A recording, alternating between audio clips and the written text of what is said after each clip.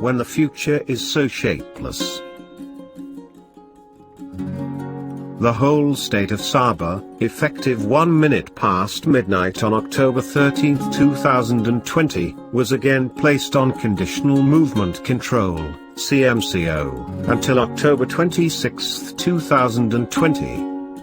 According to the Malaysian Health Director-General, Tan Sri Dr. Noor Hisham Abdullah, the battle against COVID-19 for frontliners in Sabah is now at a critical moment.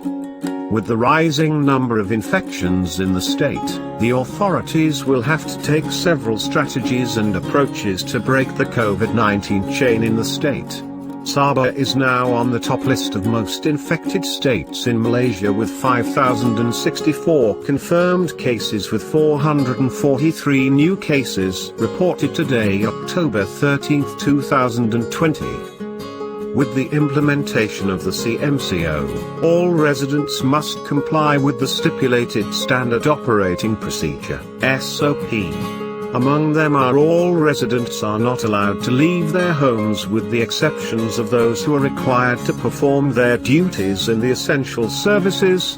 Household members limited to 2 people per household to obtain their provisions, and those needing urgent medical assistance. During a period like these, we will feel that the days are long and we might even lose track of the days.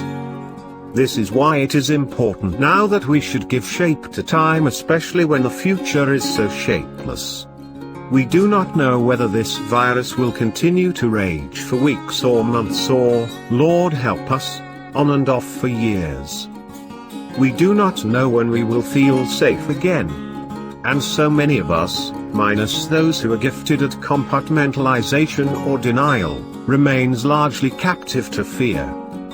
We may stay this way if we do not create at least the illusion of movement in our lives, our long days spent with ourselves or partners or families. Stay home, stay safe, pray and fast for Sabah.